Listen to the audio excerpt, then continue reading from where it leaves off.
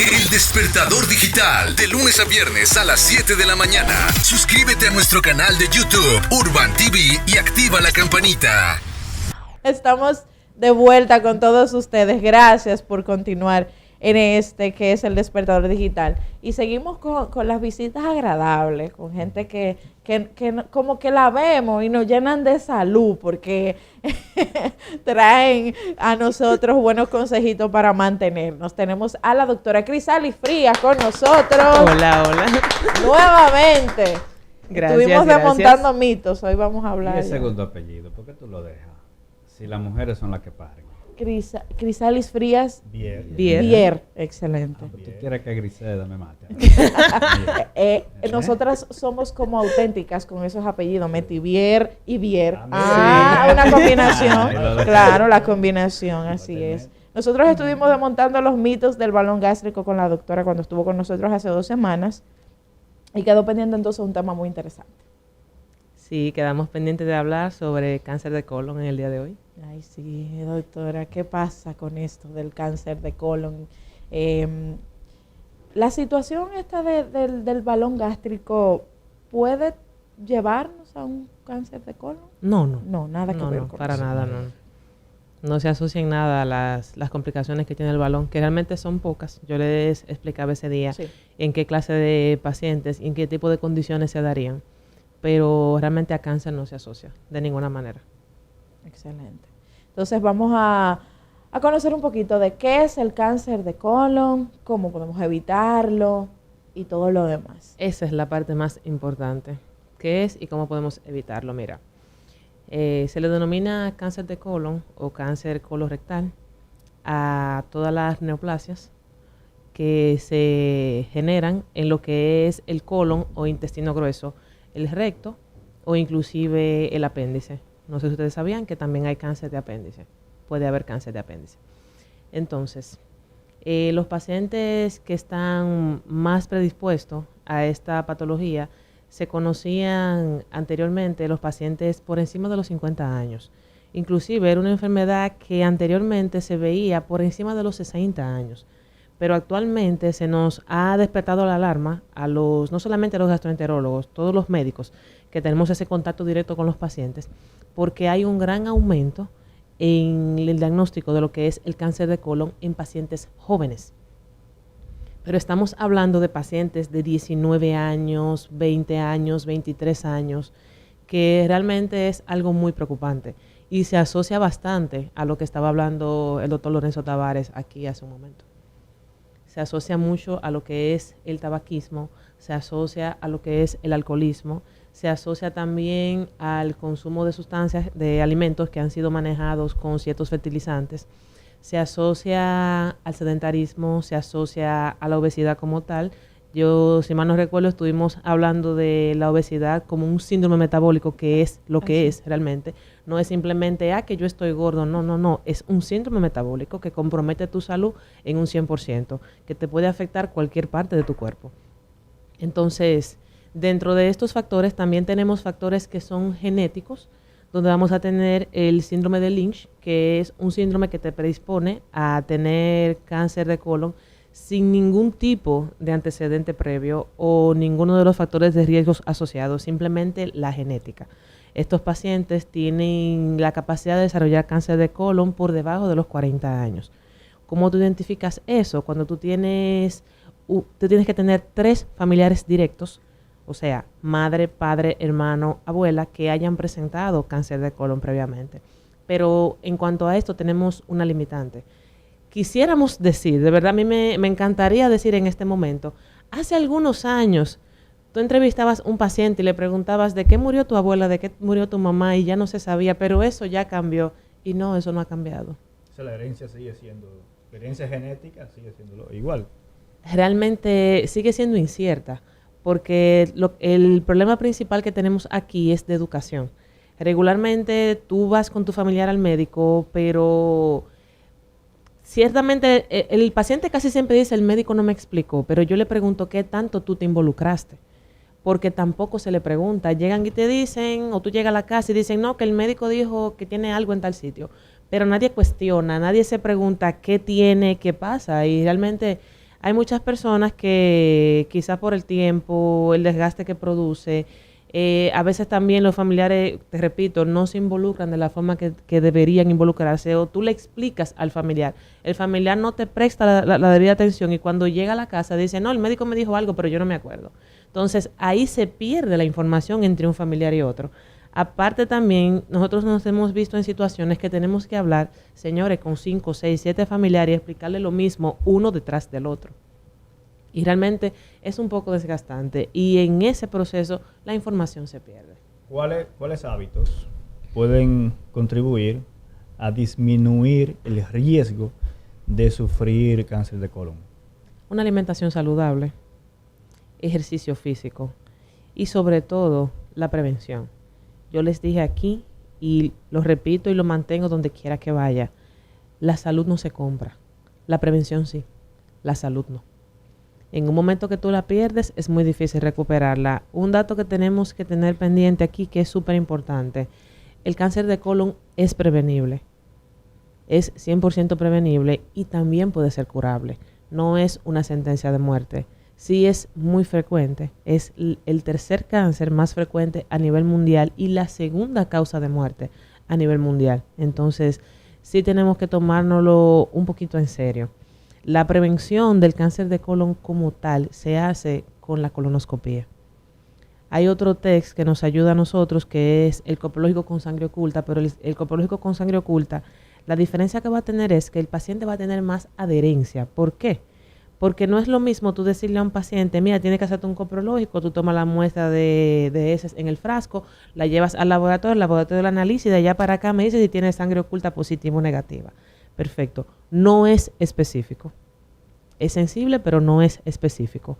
Y el paciente se le hace más fácil tomar la muestra. Ahora, cuando tú le hablas a un paciente de que tú tienes que hacerle una colonoscopía, el paciente se asusta. Lo que pasa es que de la forma en que se realiza la colonoscopia, eso da miedo, ¿verdad, Pedro? No, lo que pasa es que hay un tema de desconocimiento. Mira, para la colonoscopía lo primero es que se trabaja de mano con un anestesiólogo.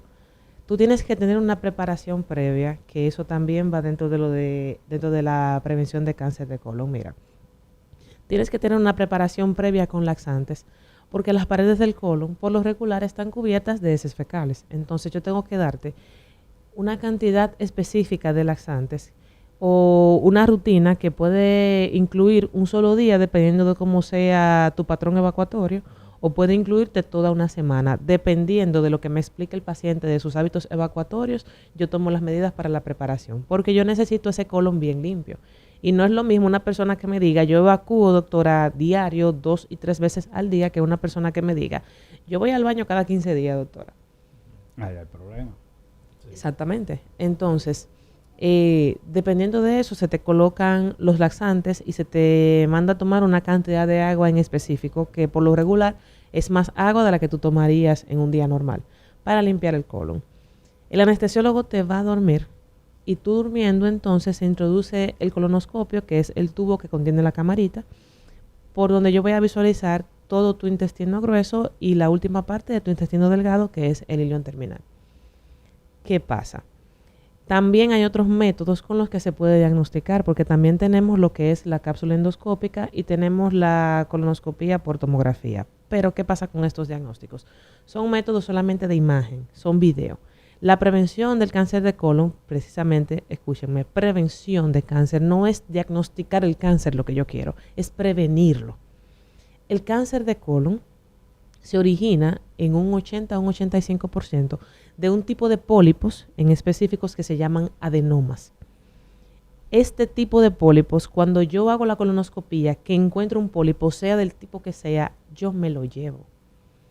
Yo introduzco una pinza por un canal de trabajo que tiene el tubo con el que hacemos el estudio y el pólipo se retira. Ese es el pólipo que en un rango de 3, 5, 10 años se te iba a convertir en cáncer.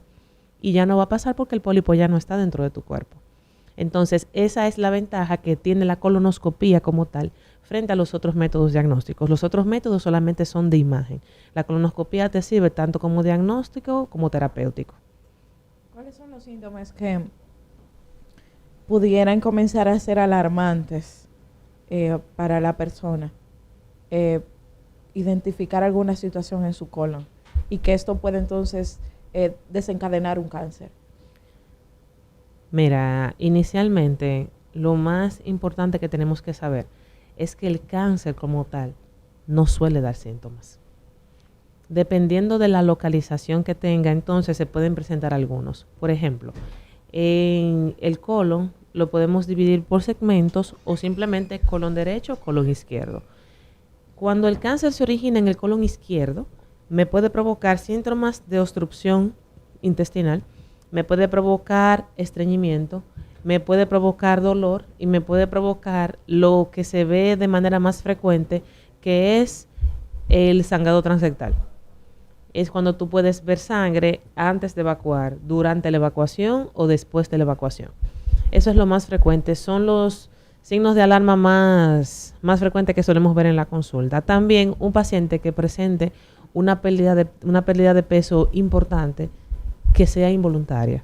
O sea, tú rebajaste en cuestión de 1 mes, 2 meses, 20, 30, 40 libras y tú me dices, doctora, yo no estoy haciendo dieta, yo como normal. Eso es un signo de alarma para nosotros como médicos. O sea, una persona que no ha cambiado nada en sus hábitos alimenticios. Exactamente. No está haciendo ejercicio por encima de lo normal, está teniendo su vida como siempre, pero ve que está perdiendo peso. Exactamente. Eso podría ser un sistema de alarma. Un signo de alarma, sí lo es. Por lo general, hacerse el examen de colonoscopía debe ser algo preventivo, que la gente deba hacerse un chequeo cada cierto tiempo. A eso es que está llamado, mira, inclusive se estandarizó, porque está estandarizado a nivel mundial, que un paciente, escuchen bien, que no tenga ninguna sintomatología, ninguna, se haga una colonoscopía a los 45 años. Ese es el rango mínimo. Nosotros sí presumimos que eso va a cambiar. Por lo que les hablé de la edad al inicio. La edad más frecuente era a los 50 años y se te habla de la prevención a los 45 años porque se le da un rango de 5 años mínimo al pólipo para que se convierta en cancerígeno. Pero ya cambió. Todavía no se ha estandarizado, pero va a cambiar porque es que el aumento ha sido muy, ¿cómo te explico? Muy brusco en la edad. O sea, estamos teniendo pacientes 19, 20, 23, 30 y pico bajito, que realmente es alarmante. Y no es un paciente que tú tienes por conciencia decir, bueno, ya sí. Pero anteriormente no era un paciente que tú dijeras, bueno, pero vamos a hacer una colonoscopía a ver, porque la edad no te daba realmente. Pero eso es en un paciente asintomático. Hay pacientes jóvenes, que es por lo que se han hecho los diagnósticos, que van a la consulta por X o Y razón. A veces el paciente entiende que la colonoscopía no es necesaria y peor todavía, mucho peor, tú le explicas al paciente. El paciente sale concientizado de tu consultorio, el paciente sale con el conocimiento de que tiene que hacerse el estudio, inclusive pauta la cita y todo, pero llega a su casa donde se encuentra con su vecina, con la tía, el primo, el hermano, el amigo, quien sea, y en ese momento esa persona que no tiene ningún conocimiento médico, por amor a Dios, lo convence de que ese estudio no es necesario. Y de ahí entonces vienen las complicaciones. También hay personas que no se puede dejar de decir, tenemos una realidad que es palpable, que por el nivel, la capacidad económica que tienen, realmente no pueden realizarse el estudio de una vez, tienen que dilatarlo mucho. Yo tengo un caso específico de un paciente de 19 años que ese niño dimos toda la vuelta a ver y por haber hasta que por fin se pudo gestionar un centro donde se le pudiera hacer el estudio porque no tenía ningún tipo de seguro. Y ese niño tiene un cáncer de colon con 19 años. Entonces, lamentablemente esa es la realidad que tenemos y tratamos de cambiarla, hacemos lo que podemos, pero mientras tanto se trabaja sobre lo que se tiene. Bueno. Importante es que 45 años en un paciente asintomático. Exacto, pero eso un es lo que quería paciente preguntar. que tenga un familiar con antecedentes de cáncer de colon, un familiar directo, tiene que hacerse el estudio con 10 años menos de lo que tenía su familiar al momento del diagnóstico. Por ejemplo, Juan tiene una tía o Juan tiene su madre, que a su madre le diagnosticaron un cáncer de colon a los 40 años. A los 30 años Juan tiene que hacerse una colonoscopía. aunque Juan no tenga ninguna sintomatología. También hay pacientes que llegan con un cuadro específico a la consulta, que son pacientes jóvenes, que durante la evaluación el médico entiende que o lo que salió en la endoscopía no es concluyente con la sintomatología que tiene el paciente, o el paciente refiere a una sintomatología nueva, o en las analíticas se reflejó algo que te llama la atención, o en algún estudio de imagen y tú dices, no, a este paciente hay que hacerle una colonoscopía. Por eso hay pacientes jóvenes que ya tienen su colonoscopía hecha y gracias a Dios le han salido normal. Pero realmente se hace por prevención. O sea, ¿por dónde oscila el tratamiento colonoscópico? ¿Es asequible? ¿No lo es tanto? Depende. Realmente los seguros lo cubren. Ah, bueno. El seguro lo cubre en un 80%. El detalle está en que tenemos un alto porcentaje de pacientes que realmente tienen seguro que o es SENASA subsidiado, que no se toma en todos los centros. Mayormente en los centros que se toman tienen una lista de espera de meses para hacerse el estudio porque realmente están saturados.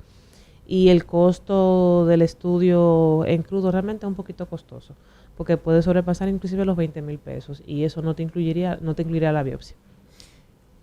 ¿Quién tiene más riesgo de contraer cáncer de colon, el hombre o la mujer? No tiene predilección de sexo. Ok. Se habla, inclusive se puede reflejar una ¿cómo te diría? Datos más elevados de hombres con cáncer de colon, pero esto simple y sencillamente se debe a que el hombre no suele buscar atención médica. La mayoría de los hombres que llegan a un consultorio llegan de la mano de la mujer literalmente arrastrados. Y ya la mujer cuando quizá el asunto está más agravado, ¿no? Exactamente. Pero le decía, se busca hacer la prevención de la entidad como tal, pero no es que es una sentencia de muerte tampoco. Todo va a depender del estadio en el que esté. Sí, es un cáncer bastante agresivo porque lo es. Y por la poca sintomatología que presenta, porque les dije al inicio, la mayoría de los casos son asintomáticos. Inclusive cuando el cáncer se presenta en el colon derecho, en vez de crecer hacia la luz del colon, que es donde se producen los sangrados, donde se produce la obstrucción, donde se produce el estreñimiento, que todo eso son cosas que nos van alertando a nosotros, en el colon derecho crecen hacia adentro de las paredes, o sea, no hacia la luz. La luz sería el tubito. Las paredes sería en sentido inverso, hacia atrás. Entonces la masa no sale aquí de una vez. Entonces esos pacientes, como mucho, lo que pueden presentar es un dolor leve, un dolorcito de un día al que tú no le prestas ningún tipo de atención. La persona que padece en estreñimiento tiene más riesgo de sufrir cáncer de colon. Sí, realmente sí. Y inclusive la dieta también se asocia porque te habla de una dieta rica en grasa y pobre en fibras. Y las personas que tienen una dieta pobre en fibras tienen tendencia al estreñimiento. ¿El cúmulo de pólipos desencadena también el cáncer de colon? Es una de las causas establecidas como factores de riesgo. Hay un síndrome que se llama síndrome de poliposis adenomatosa familiar. Yo les mencioné al inicio que el tipo de pólipo que progresa al cáncer de colon más frecuente, que es el adenocarcinoma, no es el único, es el más frecuente, se origina de los pólipos adenomatosos. Hay un síndrome de poliposis adenomatosa familiar que los pacientes suelen desarrollar cientos, miles de pólipos a nivel del colon, entonces estos pacientes tienen que tener una vigilancia colonoscópica mucho más seguida. También hay un síndrome que se llama síndrome de poliposis juvenil, que también se asocia. Pero realmente la mayoría sí se originan de pólipos. Doctora, ya está el cáncer de colon. ¿Qué procede? Entonces, cuando se diagnostica el cáncer, entran en el juego oncología y cirugía oncológica. Ya dependiendo de lo que se reporte en la biopsia, eso se manda fuera, fuera de Nagua sería, porque en Santo Domingo se hacer un estudio que se llama inmunistoquímica, que es lo que nos va a decir apellido y familia de ese cáncer. Y a partir de ahí, entonces, el oncólogo determina el tratamiento. Ahí se decide si el paciente es candidato para radioterapia, para quimioterapia o si se puede llevar inmediatamente a cirugía.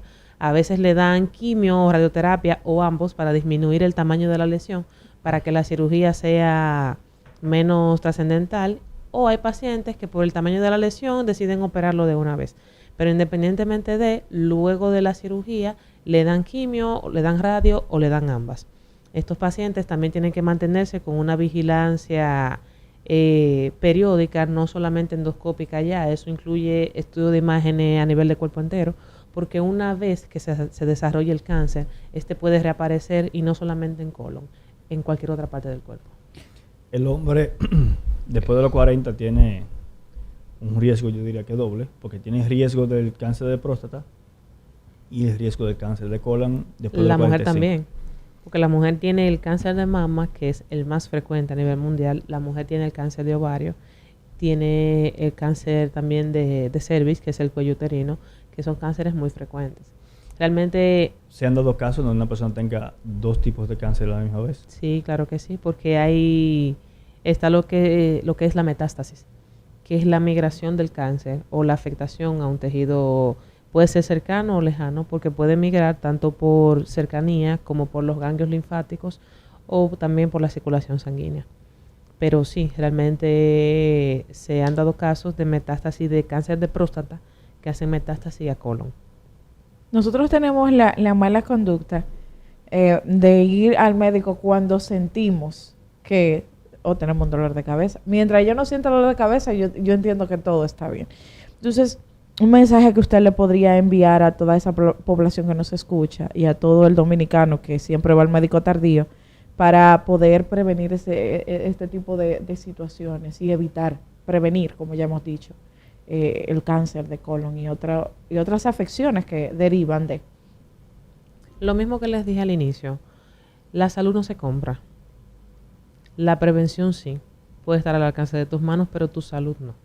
Entonces nosotros muchas veces tenemos un dolorcito, tenemos una molestia, y mientras nos estén vendiendo pastillas en la farmacia, que lamentablemente eso aquí no tiene un control, nosotros no acudimos al médico. Se han visto casos de pacientes que por amor a Dios han estado sangrando en su casa durante meses por el recto y no llegan a una consulta. Son pacientes que cuando te suelen llegar muchas veces te llegan descompensados, casi siempre vía emergencia, y eso no debería ser. Entonces ya son pacientes que te llegan con una anemia importante, son pacientes ya manejarse en cuidados intensivos, porque la condición en la que llegan es muy delicada y se entiende que no hay razón para llegar a un punto así. Entonces hay que cuidarse, hay que prevenir. Hay profesionales que estamos dispuestos a trabajar de mano a mano con los pacientes, pero nosotros estudiamos justamente para eso. Sin ánimo de ofender. Yo entiendo que todo el mundo da una opinión con intención de ayudar, pero si usted no es médico, si usted no se ha documentado, tenga cuidado antes de usted aconsejar o influenciar a una persona contra el consejo que le dio un profesional de salud. A usted como paciente, si un profesional de la salud le dio un diagnóstico o le dio una opinión con la que usted no esté de acuerdo, busque 10 más, porque esto no es cuestión de ego. Aquí no se trata de que la doctora Frías sabe más que todo el mundo, no, señores, el punto no es ese. Usted puede buscar 100 opiniones más que usted quiera buscar, pero muévase, porque el tiempo es lo que usted tiene en su contra. Realmente yo entiendo que eso es lo más claro, lo más sincero que yo le puedo decir a un paciente con respecto a su salud. Muévase. Y sobre todo, como dice una colega muy querida mía, si usted no tiene confianza en su médico, cambie de médico. Pero no se quede en su casa y busque una persona que esté preparada. Sí, porque no se puede cambiar de salud, se puede cambiar de médico, pero una vez está la situación. Bueno, doctora, muchísimas gracias por aclararnos toda esta situación con respecto al cáncer de colon, esperando que la gente pues también tome cartas en el asunto, porque de verdad que sin salud no hay nada. Nos preocupamos por acumular muchísimas cosas y a veces lo que más debemos acumular es la salud y no lo estamos haciendo, o invertir y no lo estamos haciendo, y eso es una parte muy esencial e importante. Y vamos avanzando cada vez más, inclusive ahora mismo ya se aprobó lo que es la utilización de un gen que se busca dentro de las heces fecales que se realiza en Estados Unidos. Es un test de ADN Tal cual, para diagnosticar el cáncer de colon, que se hace por vía de muestras de heces.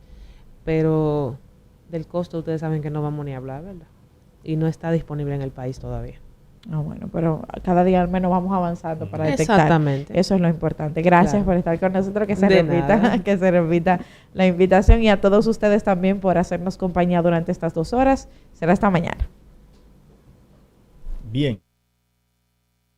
El Despertador Digital, de lunes a viernes a las 7 de la mañana. Suscríbete a nuestro canal de YouTube, Urban TV, y activa la campanita.